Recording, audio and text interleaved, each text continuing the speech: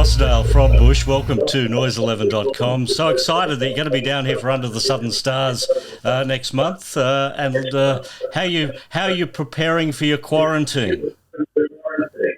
I'm just making sure that all my subscriptions to Netflix, HBO Go, Hulu, Amazon, they're all up to date because I plan on finishing everything. I don't know. I mean, I quite like it. I like perverse things like that. And it's not forever. It's just 2 weeks. A lot of people do it and don't complain about it. So it's going to be such a thrill to come out of there that, so I don't mind. I'll be fine. I'll be fine. And also coming down with brand new music. I mean, we've got The Kingdom to talk about, but American Eyes, the latest song to pop out. So is this the sign of the next phase of Bush? Is this the start of like a 9th album already? Well, there obviously we're working on a new record, but no, that it's funny, that song. I really like that song, and I wrote it a while ago, and my manager at the time, weird guy, he didn't like that song.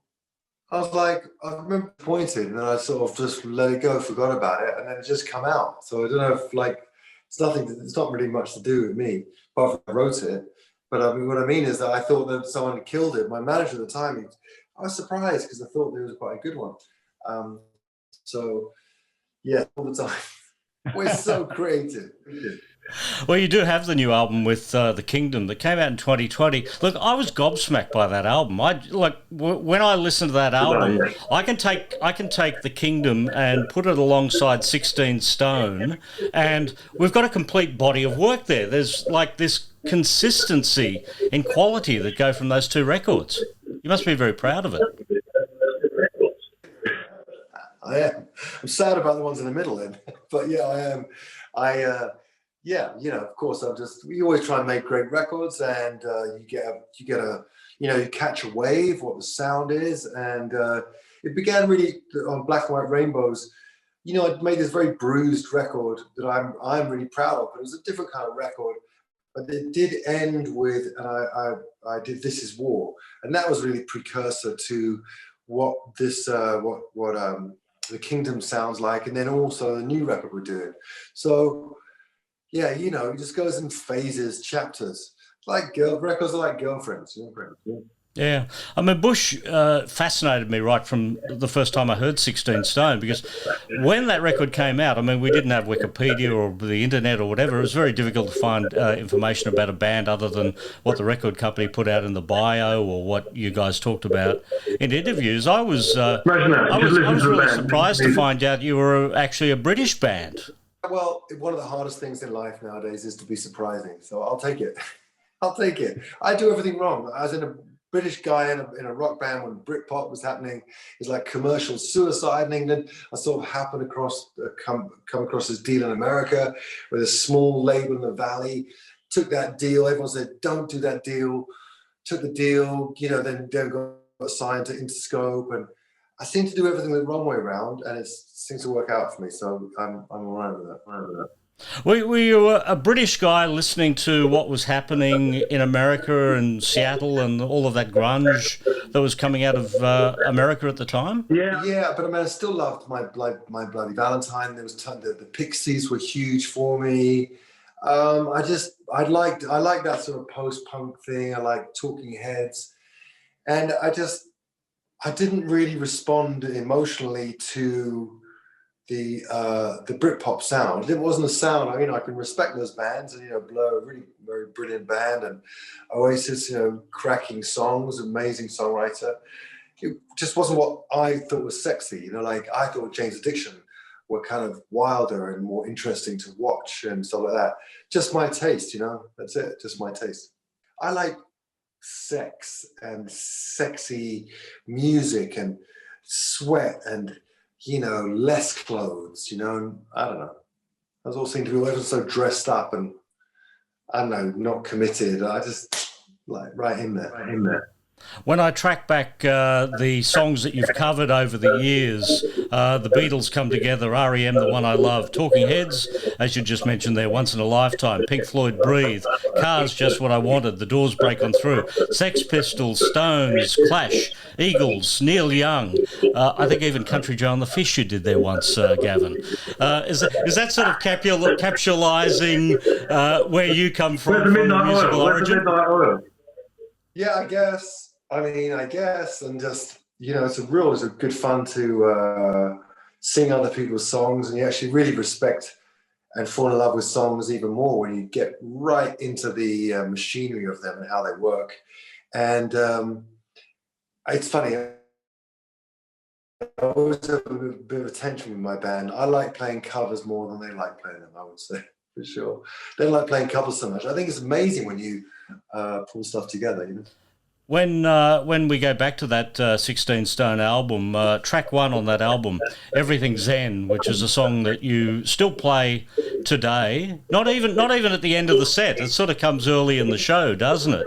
I guess a song like that really set me up for what was to come with Bush. Tell me about that song in particular. That you had that very controversial line at the time. There's no sex in your violence. What sort of comments did you get back? What sort of feedback from that line? Not necessarily any flack. I mean, I think that what was an interesting time was that alternative music, as it was at the time, was seen as an antidote to the kind of more kind of brash treatment of I don't know how to put it. It suddenly became it was better to be more respectful of the girls, and somehow there was something about that kind of old style rock and roll that treated female groupies as, I don't know, not in the way that we liked. So I think that just was in there, just as the style of music, that it was not about. It wasn't quite like the Sunset Strip stuff. It wasn't like cocaine and girls I don't know, it was more inclusive, maybe is an easier word to put it. That kind of music was like rock music, but an inclusive style with like Riot Girls and great Slater Kinney and Throwing Muses, the Breeders, these great female bands. And so somehow that just fit into I don't know, maybe a more feminist way of looking at things. You know what I mean?